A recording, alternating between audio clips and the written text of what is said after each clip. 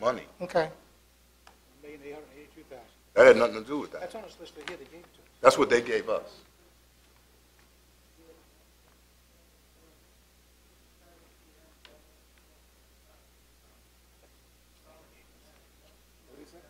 I can't hear him.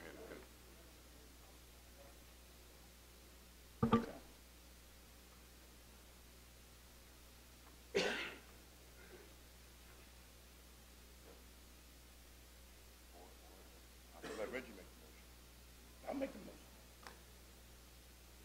It's mine or yours? I'll make the motion that we accept it. No, your motion would be like $1 million. Okay. The math that you're doing is, I'm just questioning. First of all, respectfully, and I'm going to try to be very respectful here, the $350,000 you keep referring to and we cleared up last time was not leftover local or state money. That was ARRA monies. It's federal stimulus money. That is gone. It'll be gone at the end of this year. So that wasn't a leftover money. Excuse me, I've explained that, okay? And being rude is just wrong, okay? Second thing is, you know, you're talking about $11.5 million that you're giving us. We're one of the poorest funded school divisions in the state. Let's just accept that fact, and we're going to get worse. Thirdly, the money that you're talking about, $1.7 million, I got 1.8. If you take away 300, you put us at 1.5. I'm 200 short. I don't have it. So we're going to cut 6 positions because I have 2 positions I have to add in the budget this year to meet state funding.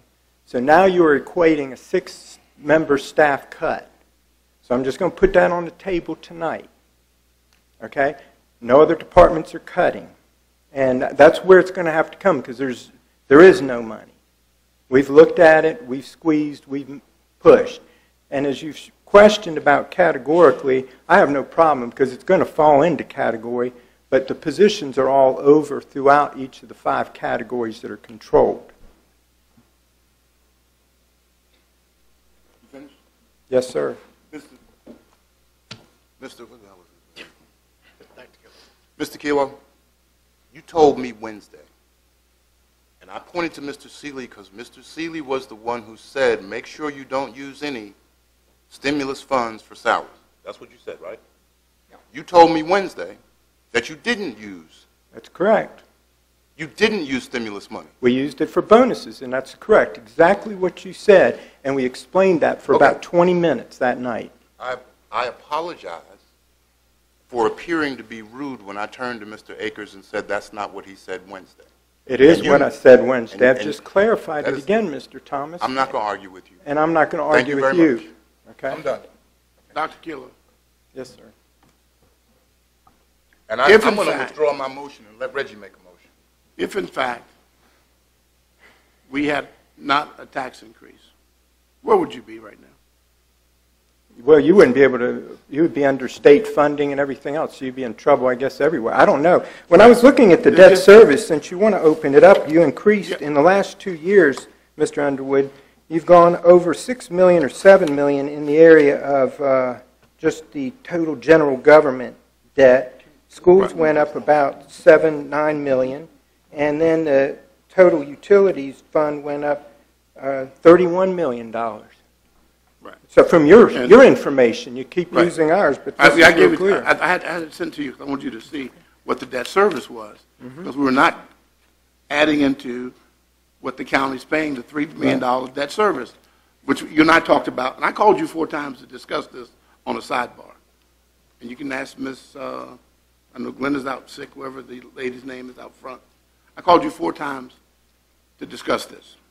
And I can come by your office. I want to discuss this as a sidebar because I wanted you to understand it's not about just 11.5, but there's another $3 million for debt service there, so we could have a meeting of the mind and an understanding of what's needed.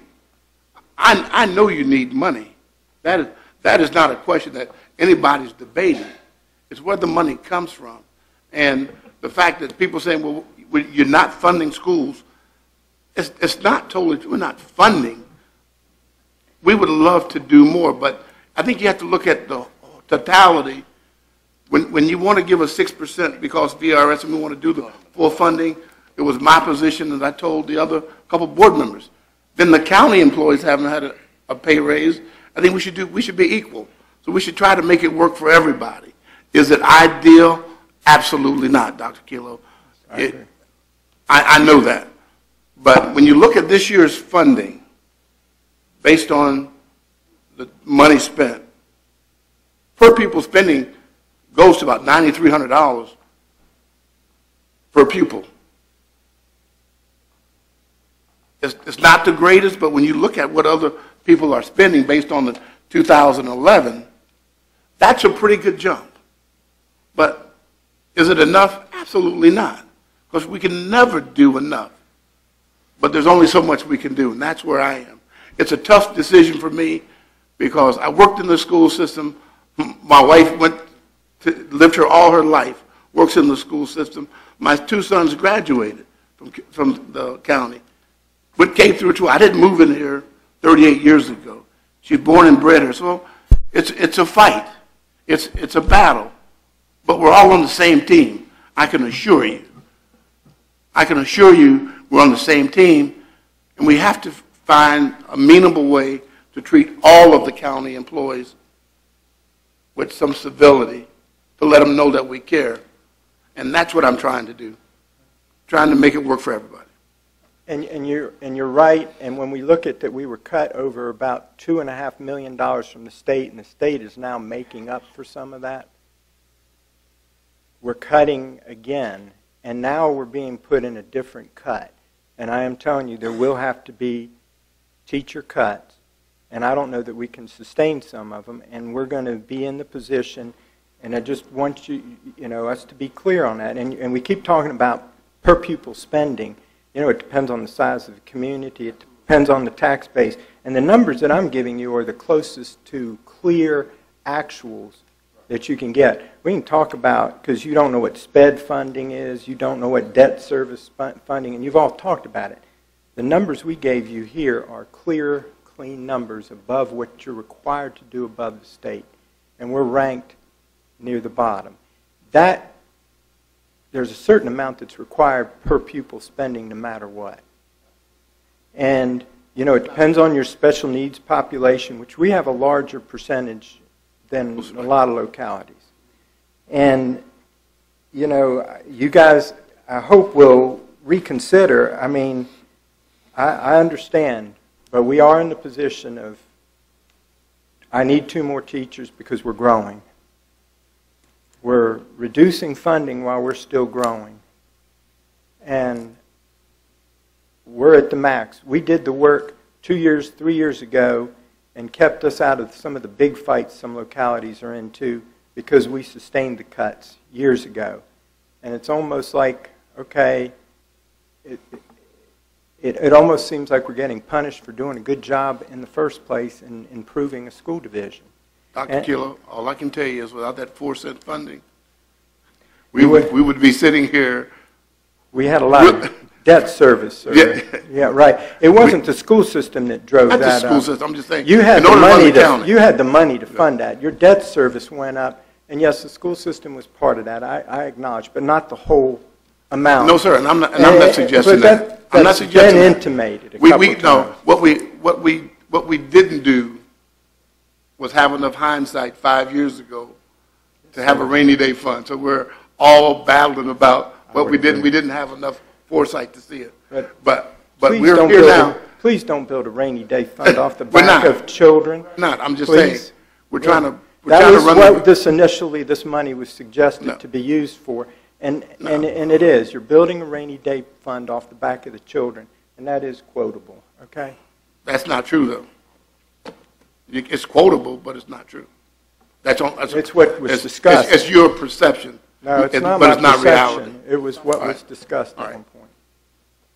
Dr. Kilo. Thank you, Dr. Kilo. Is that it, Mr. Underwood? Yes. You just said a minute ago that you had to reduce personnel. I guess my question is, what says that it has to be teachers? Why can we not look at some other personnel besides teachers? Why is it that whenever we talk about personnel cuts, it has to be teachers? It can be. It can be across the board. You know, same thing. Can other departments then start cutting? And we did. 2 years ago. We did too. We laid off 12 And we laid off employees. 53. We asked all of our employees to take a salary reduction, and they did. We didn't just ask. They took a salary reduction based on the amount of salary they were getting. So, yeah, our employees have stepped up to the plate, just like your employees have done, and have tried to work to help the county get out of the economic issues that we've experienced over the last years. So everybody as a whole that works for the county has had to sacrifice, and I do appreciate that and understand the issues there. But again, I just wish that we will not necessarily has to be teachers. I would hope that you and the school board would look at other positions besides teachers when we talk about cuts. And what are you recommending? Since, you know, I don't know what positions. You must have some in mind, Mr. Akers. I've heard the comment many times. If I'd have had some in mind, I would have given them to you to begin with. But that is, you know, that is y'all's bailiwick as to what you feel that you can cut and the positions that you can cut. And I also know need that we certain have- positions, sir, and sorry. respectfully, again, I'm trying to explain, we've cut a lot in the central office. We've cut a lot in other places when you look at the percentages overall. Yes, it's just a number to put out, whatever, but there will have to be cuts. And no, they can all be in administrative. Some of those are required. No, we can't just cut some out of central office, you know, or we can cut bus drivers. I can't do that. I'm at a point that we're pushing and in a position of we have to add. Okay? Thank you. Mr. Mr. Taylor, did you have a question, or you just want to? No, I just want to talk. Okay, go ahead and talk. Again, I'm really concerned that this board is being made to look as though we are not education friendly, and that is just not true. We're talking about a $40 million budget. I have never seen a $40 million budget that you couldn't find $350,000. I worked in the school system for 33 years. I never saw a year go by when top people of the scale retired or left, and we hired people with less experience and we saved money. There were all kinds of ways that we used to save funding and to say that we have to cut salaries and or positions, especially, and all positions are important, but especially teaching positions or positions that are required by the state or that are needed in order to make the system function. I just don't believe that. And finally, I will say this. You know, we call ourselves a team. We're working together. We never said we weren't going to do any cuts at all.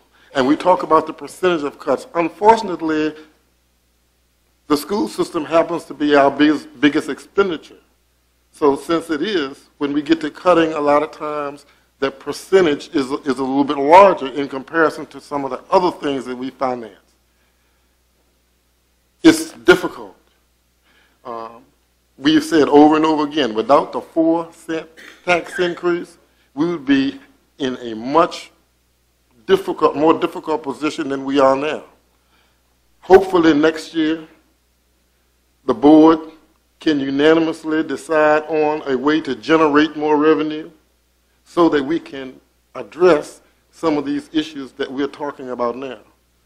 But for right now, this is just the best we can do. Thank you.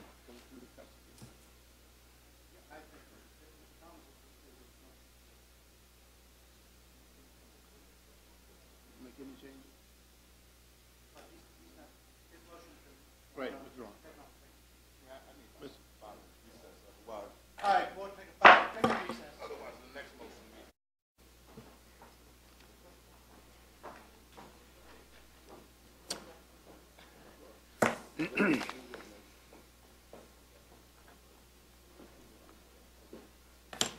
We'll reconvene the Board of Supervisors meeting to order.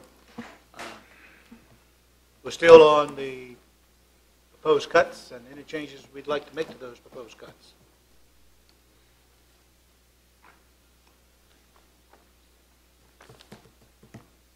All right, Mr. Chairman, Mr. Thomas?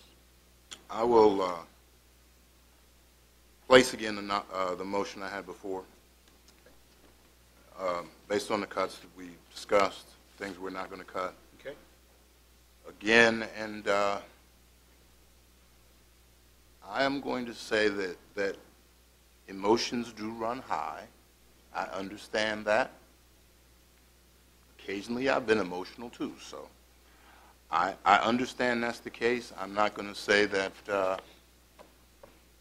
either of us is wrong or incorrect. We will just leave it at that, and I will still motion that we end up funding the schools the amount of $11,262,000, which is an additional $46,000 for the water fee connection and a reduction of $350,000. But also, again, that of that $11 million, whatever portion of county funding goes to the 1.7 for raises for teachers, bus drivers, and support personnel being included in the budget, and have staff, I guess, work through the final numbers with the school board. All right, and your motion is going to leave everything in place that is being proposed by the county staff. Is that correct? May I ask a point of clarification, please? I'm sorry? The 11,262, is that the I will- reduction after the 11,500 or the 11,566? The 66,270 Is the bus is lease. the buses. I So will give it you does the- not include that, or it does? I will give you the exact numbers that I wrote down. Thank you. 11,566 was what we had proposed as level funding. We will reduce that number by 2% and subtract $350,000. We will then, that total is 11,216. We will then add to that 11,216 $46,000 for the water and sewer connection, which they will in turn pay the utility system, making the total funding 11,262. I will second that. Motion has been made by Mr. Thomas, seconded by Mr. Taylor. And let us go through these reductions again. The reductions would be $150,000 for the Comprehensive Services Act, $350,000 local contribution to schools, $6,000 eliminate summer employment program, $20,000 reduce appropriation for Middle Peninsula Juvenile Detention Commission, $25,000 reduce appropriation for Monkey Regional Jail, $87,000 eliminate Victory Park project and use money for debt service, $5,110 eliminate local transfer to law library. We will not reduce, eliminate the contribution to Chamber of Commerce, so that $7,500 will come out. We will not reduce contributions to outside agencies by 5%, so that $9,217 will not be in the cuts. We will not eliminate the Milford street lights. That $3,292 will not be in the cuts. We will reduce public communications budget by $1,000. Eliminate salary for utilities director for 1/4 year in utilities budget. Reduces transfer from general fund $13,985. Eliminate salary for utilities director for 1/4 year. Reduces public works administration budget by $13,501. Eliminate impact of VRS 5% employee contribution due to vacancies in Commissioner Revenue and Sheriff's Office, $7,037. VRS 5% employee contribution for new hire, $578. We will, reduce, general fund by $228,524, which will be the other departments in the county. Utilities fund reduces the general fund transfer by $46,042, and the Don wastewater fund we will reduce by $1,653, which is a total of $960. Somewhere I have it here. $967, $939 of cuts. Is there discussion on the motion? All in favor, vote by saying aye. Aye. All opposed, nay. Nay. Division in the House, Mr. Black, how do you vote? Nay. Mr. Mr. Taylor? Aye. Mr. Underwood? Aye. Mr. Seeley? Nay. Mr. Thomas? Aye. And I vote aye as well. Motion carries 4-2. The next item on the agenda is item 13, adoption of amendments to Section 93.1 of the Code of Caroline County to increase water and sewer usage rates. Oh, you're going to do it, okay. I got Mr. Who's going to drafted. jump up? Enclosed in your packet is the proposed amendment for the Water and Sewer Ordinance, Section 93-1, Schedule of Water and Sewer Fees. It was proposed during the budget to increase the usage fees by 5%. This is the third year in a row that we have increased the usage fees by 5%. Also included in the schedule of fees is the extension of the deadline to apply and pay for the reduced availability fees for water and sewer. Currently, under the current ordinance, the deadline ran out April 30th, 2012. This extends it to October 30th, 2012. We had a first reading, and then a public hearing was held on March 27th.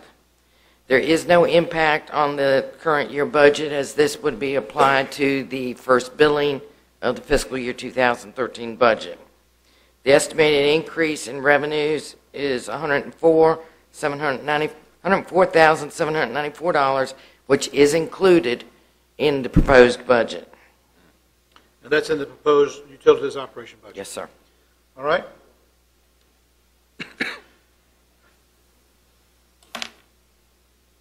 Board have any questions of Mrs. Hatcher or of Mr. Shebel? How does the board wish to handle this item? Do we need a Mr. motion Chair. to approve? I do have a question. Okay, go ahead, All right, go ahead. Mr. Thomas. We are just talking water and sewer usage fees. We had some preliminary discussion about changing the bulk rates. Is that? That's going to have to be done separately. Okay. So The commercial this, rates. and the commercial rate. So this is, you said 100 and what thousand? Approximately $104,794. And this is the third increase in a row. Yes, sir.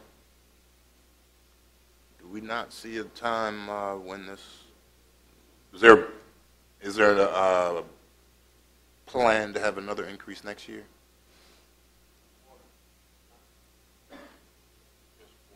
Okay. All right, we need to look at that seriously, and I guess the bulk rate will help us figure out that number. Okay. All right, Mr. Underwood? Mr. Chairman, I make a motion that we adopt amendment to Section 93.1 of the Code of Carolina to increase water and sewer usage rates. All right, thank you. Is there a second? Motion made by Mr. Underwood, seconded by Mr. Taylor. Is there a discussion of the motion? All in favor, vote by saying aye. Aye. All opposed, nay. And the motion is carried. Thank you, Ms. Hatcher. Thank you. Under new business, we have a first reading of proposed amendment of Chapter 5 of the Code of Caroline County, election districts to incorporate changes to voting precinct locations recommended by the Caroline County Electoral Board. Mr. Fincham. Mr. Chairman, members of the board, you have a memo or cover memo from my office, as well as a memo from the Electoral Board requesting that the board consider several changes to either the polling place locations and, in one case, an adjustment of the boundary between the two precincts in Western Caroline. I think the memo from the Electoral Board outlines the pros and cons of each of the requested changes. In a nutshell, the requested changes are as follows.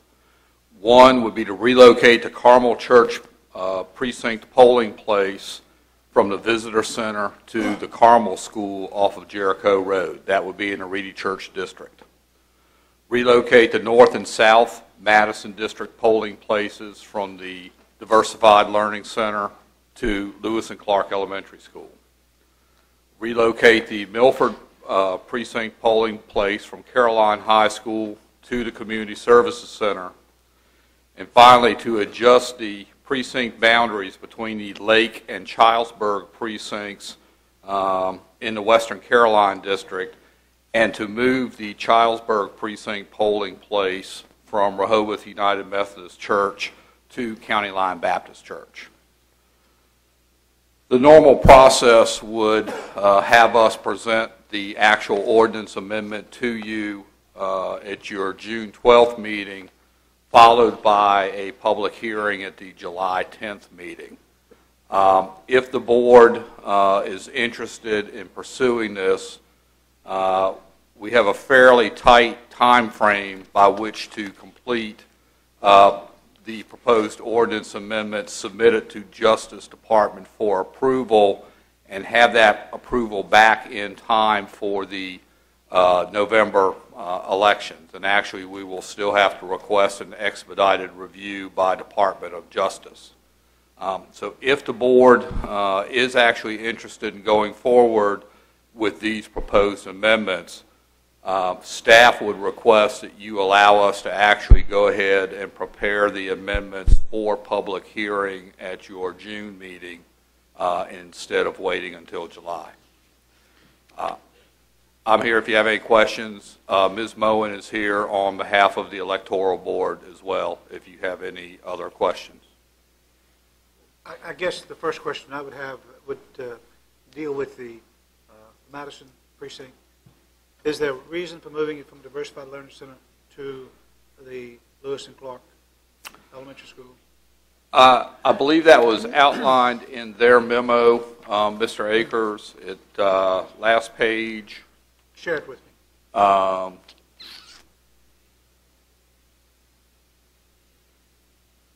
There were, I think, some issues related to the facility and some concerns about multiple uses of that facility.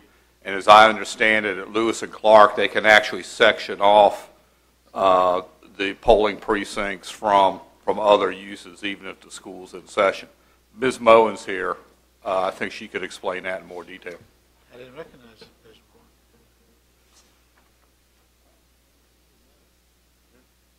Hi, how are you today? Hi, I'm doing fine. How are you? Fine, thanks.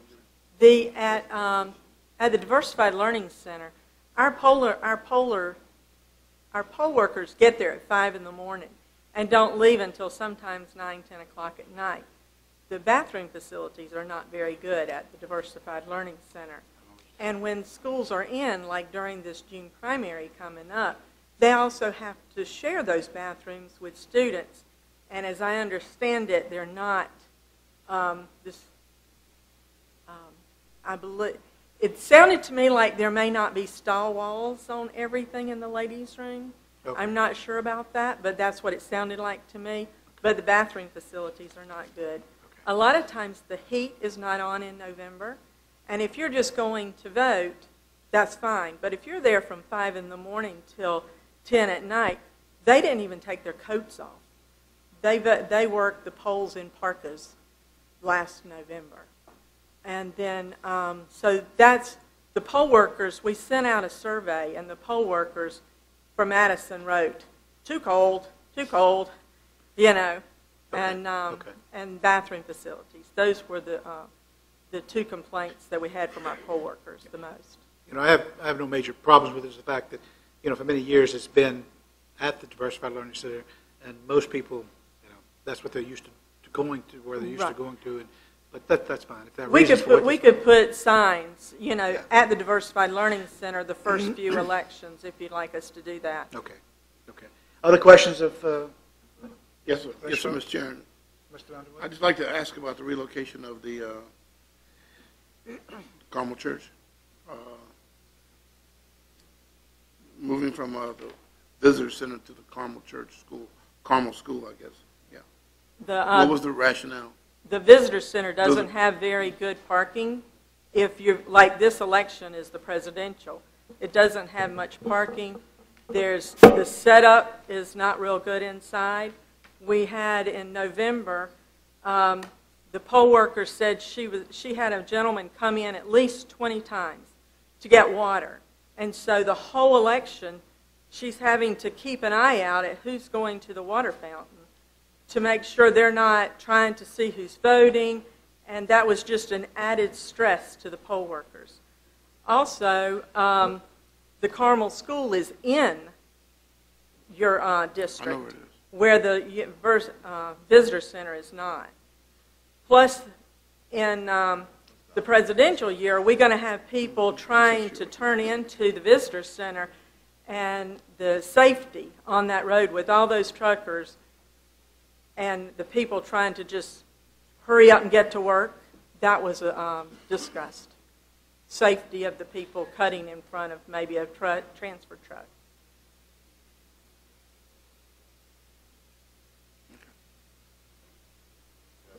Mr. Thomas? Maybe not a question for you, Ms. Mullen, but my concern would be that, kind of like the confusion we had last year with redistricting and the local election, which is very popular. I think a presidential election will be very popular too, and I see Mrs. Johnson, so I trust the electoral board has worked with you, and I believe your recommendations. I just would not like to try to rush these now so that we have them in time for November, because I think it'll just add more confusion in November, and I'd prefer not to see all that confusion during a presidential election. Maybe for a senatorial election, which is, well, that's this year too, but for an odd election like next year would be a good idea to make these changes because it wouldn't be as bad. But the fear was we're going to have a lot more people this year. Therefore, the safety issues, especially like with the visitor center and that kind of thing, you're going to have a lot more people voting, and so this is going to alleviate a lot of those problems. And I think our voters will, I think they'll be excited about the new changes.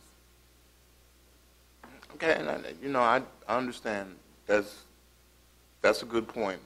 And if we can get it approved in Caroline by June, the state board, the governor has said that he wants the state board to give out all new voter cards. State board pays for the voter cards. If we don't get it approved, then we pay for the mailing of the voter cards. So it wouldn't cost $5,000? It's going to cost $5,000 regardless? Approximately. Yeah, but if we can piggyback on the state board sending out their new voter cards, Okay. and they're planning to send theirs out in August or September. I understand what you're saying. I just want you to understand my fear of confusion during the presidential election. That's my concern. Uh-huh. Okay. Other questions, comments? I actually had a question. Mr. Seeley? Is there any chance that we could move the precinct line for those folks on 301 and sort of west of Mattaponi Trail to vote in Bowling Green instead of driving to Sparta? I mean, it's not that many folks, but that was the biggest complaint, is that the people who lived along 301 past Sparta Road actually had to drive to the Sparta Fire Station, where they come to Bowling Green anyways. If you put it in the letter to the Department of Justice, I can. If you let me know what it is, I'll figure out how to change the. Because that was, ordinance. and it's only probably 20 people. But they were like, they came to Bowling Green first, and then found out they had to drive to the Sparta Fire Station. Right. And they were like, why can't we vote in Bowling Green? Yeah. We're right here on 301. Right. So I would be glad to do that. Mr. Fincham, is that an issue map-wise or anything?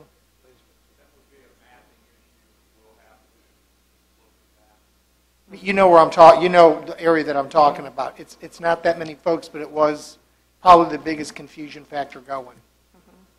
Thank you. For you. Yeah, for me. Other questions of Mrs. Mullen? How does the board wish to, thank you. That's all. This is the first reading. We'll have, the board will hold a public hearing on this on June the 12th. Is June the 12th when it's being proposed, Mr. Fincham? Or June?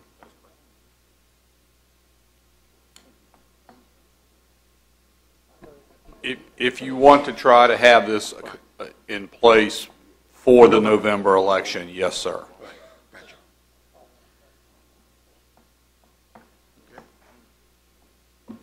Mr. Chairman,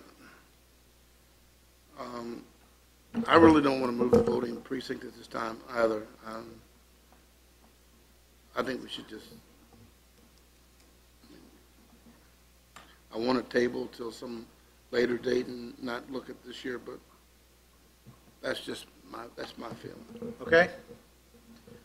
The other board members, they have comment, they have thoughts on as to how we move ahead with this request from the County Electoral Board. I guess my concern is the concern that the supervisors have that is affected by, and I will certainly take my lead from those people. I do understand the importance of safety and all that, but I can tell you, moving a voting precinct is, when people have been going to a place for a certain length of time, it's just so hard to get. I mean, you put out information, you send letters, you talk to them, and then election day is still mass confusion. I don't know how you go about doing it, but I guess my thing is, since it does not directly affect my precinct, I will take my lead off of those persons that it does affect. Mr. Black, affects your... I'm in agreement, Mr. Chairman, I'm in agreement with the changes, so I'll just let it be known. To change it. Mr. Seeley? If we could make the changes that I've been asked to make to mine, I'd be in agreement with making those changes. I guess the other question is it a package deal, or could, Is it, Mrs. Bowen, would it be a all or nothing type of situation? My concern is, to be honest with you, with the Madison district, right now, the north and the south votes in the same building. Right. And I understand about the... And they would be doing the same thing. Right. And so I would not have a problem with moving just down the road, a mile down the road, and I think you said you put signs up. But I do understand, because you're moving Mr. Underwood's district, 2 miles. several miles. Yeah, it's a pretty big distance there. So I understand what Mr. Thomas and Mr. Underwood are saying. But could we do the 3 other districts that's impacted and leave those 2 as they are at this point? Yes, sir, whatever, Okay. whatever Okay. y'all decide. Okay. you could do that. I would vote with you on That's fine with me. That's fine with the rest of the board. That would be fine with me. You want to do just those 3? Yeah. Okay. Okay, thank you, Ms. Moore. All right. All right, Mr. Black, you want to make a motion that we make the precinct changes for the Madison, north and south, your districts, as well as Mr. Seeley's district? And yours. Oh, Yeah, mine. right. And your district and Bowling Green. We're making changes from Madison, Bowling Green, and Western Carolina, and That's leaving right, it. this is first reading, so we need Right. to change the public hearing to only those 3 Yes, sir. precincts. All right, And we'll have to research Mr. Seeley's to make sure that we can do that. okay. Okay. So your motion would be that we would hold a public hearing on June the 12th for those changes in those 3 precincts, or districts, voting districts. Okay. I'd like to, to just say the motion then? Yes. Yeah, I'd like to make, okay. I'd like to make the motion that we change the Western Carolina, Madison, and the third one was the Bowling Green district, and we have the public hearing. We need the public hearing on it next time? Yes, we need And public for the public hearing on it next time, June 12th. All right, you heard the motion, is there a second? Second. Motion made by Mr. Black, seconded by Mr. Seeley, that we do change the, where we will advertise for public hearings for the Madison, the Western Carolina, and the Bowling Green districts. Okay? Discussion on the motion. All in favor, vote by saying aye. Aye. All opposed, nay. Nay. I was the only nay. Okay. All right. Motion is approved. Discussion of fire and rescue data management system software. Mr. Loftus, are you handling that?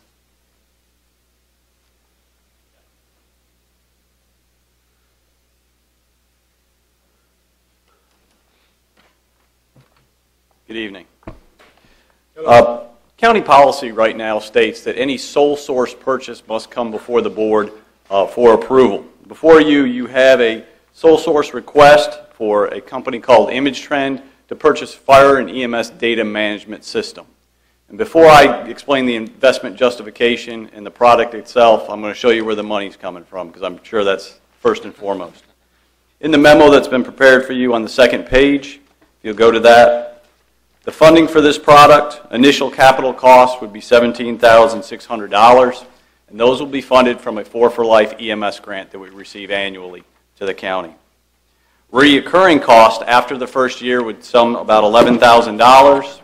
Those costs would be covered through EMS cost recovery, and I'll explain that in a minute, as well as an option that the board will see, I think, next month after approval from the county attorney for another revenue source on the EMS side to increase our revenues to pay for that portion of it. But that's where the money is for this product. As far as what we're asking for, right now, as you know, the county bills for service on the EMS side. We bring in about, well, currently we're bringing in a lot under what our current budget recalls us to do. We have budgeted $690,000 annually that we would bring in through EMS cost recovery. That's a problem for us because we're not hitting that mark today.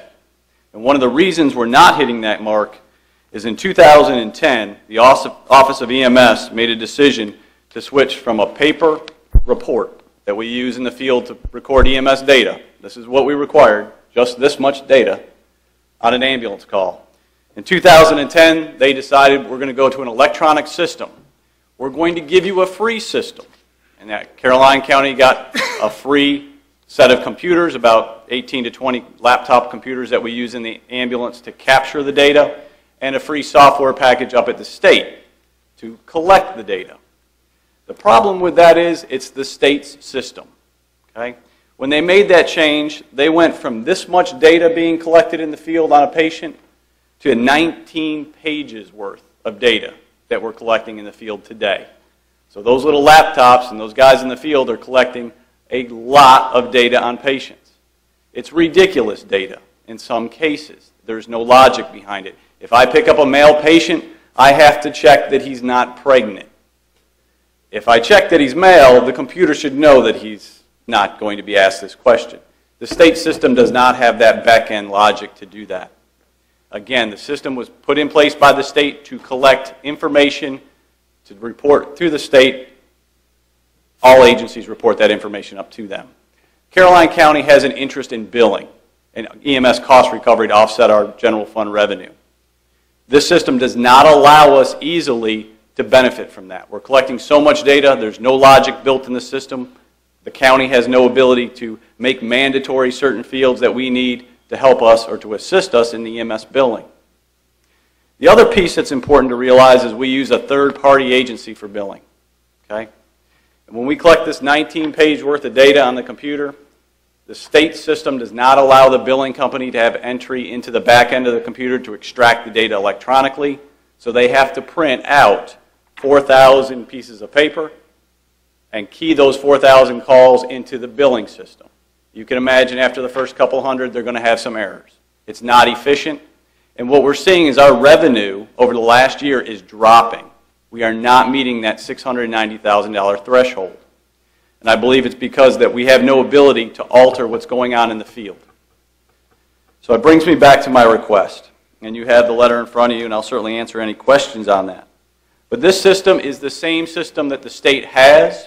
It will allow us to utilize the laptops we have in the field and the state licensure that they paid for that, except Caroline County will own its own version of the system.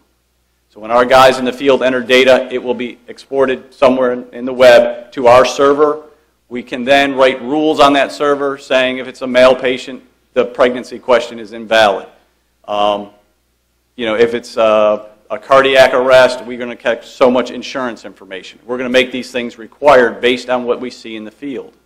We're going to make it easier for the field provider to put in good data so that we can get better billing out of it. We're going to allow our third-party billing agency to go in the back end of our software and extract the data electronically to populate their system, thus improving our revenue collection on that, and probably a percentage coming back to us because there's a labor savings on their behalf.